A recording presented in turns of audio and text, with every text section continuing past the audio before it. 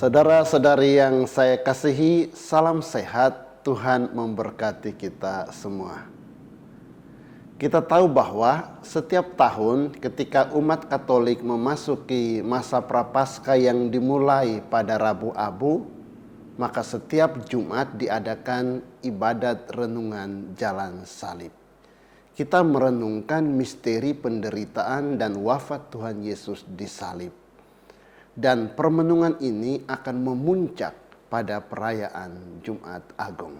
Dalam kebiasaan gereja, untuk lebih merenungkan misteri penderitaan dan kematian Yesus di salib, sering di paroki-paroki atau di stasi diadakan tablo Jalan Salib. Tablo merupakan drama kisah sengsara Yesus yang wafat di kayu salib.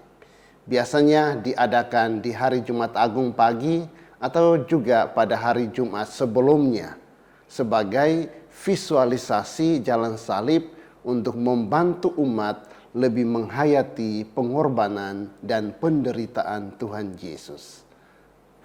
Hal ini baik, dan kalau disiapkan dan didramakan dengan baik akan sangat membantu umat untuk lebih menghayati pengorbanan dan penderitaan Yesus di salib. Akan tetapi jika tablo itu tidak dipersiapkan dengan sungguh dan juga orang-orang yang memerankannya tidak membawakannya dengan baik dan wajar, maka bisa saja menimbulkan kejadian-kejadian yang tidak diinginkan. Dan akhirnya tablo itu bukan lagi untuk membantu umat lebih menghayati misteri pengorbanan dan kematian Yesus di salib, tetapi malah menjadi sekedar tontonan yang menghibur dan bahkan menjadi lelucon. Kita coba saksikan beberapa kejadian ini.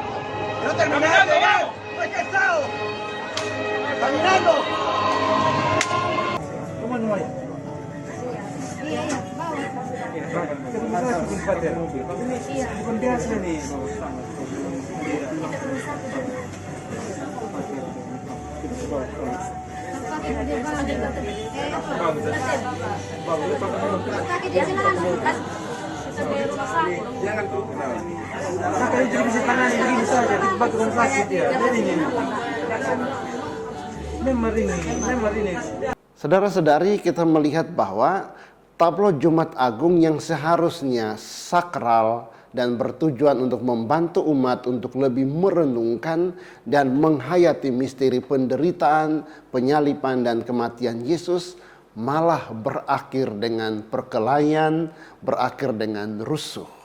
Sangat disayangkan. Saya tidak tahu video itu terjadi di mana, tetapi hal itu bisa saja terjadi kalau para pemerannya tidak dipersiapkan dan dibimbing dengan baik. Biasanya anak-anak muda atau OMK, orang muda Katolik yang memerankan tablo Jalan Salib.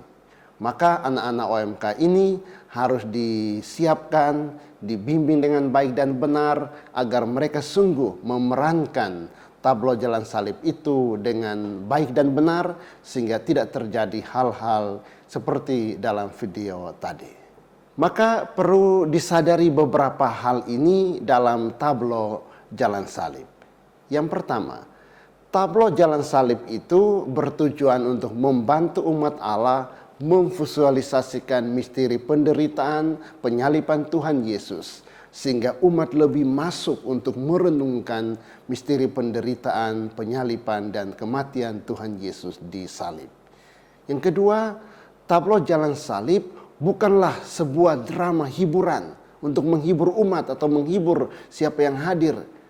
Maka para pemerannya dan umat yang mengikuti tablo jalan salib jangan sampai melihat itu sebagai tontonan hiburan. Yang ketiga, tablo jalan salib hendaknya diperankan sewajar mungkin, tidak berlebihan. Misalnya yang berperan sebagai algojo tidak bertindak brutal dan ganas sekali, sehingga yang berperan sebagai Yesus itu dipukul, ditendang, diludahi secara berlebihan.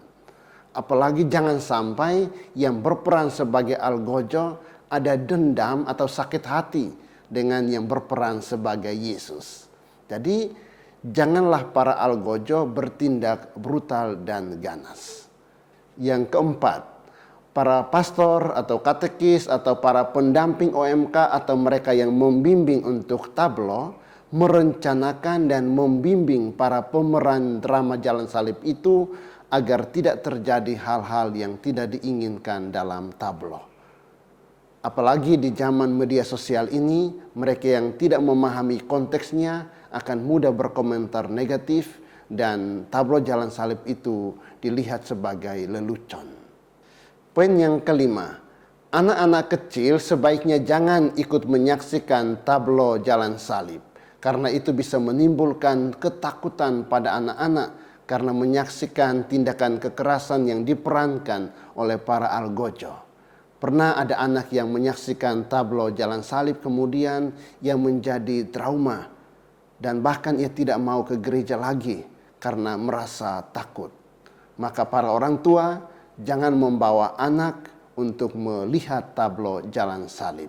Sekali lagi, tablo jalan salib bukanlah tontonan hiburan atau lelucon, tetapi untuk membantu umat Allah lebih memvisualisasikan misteri penderitaan, penyaliban, dan kematian Tuhan Yesus disalib demi keselamatan semua orang.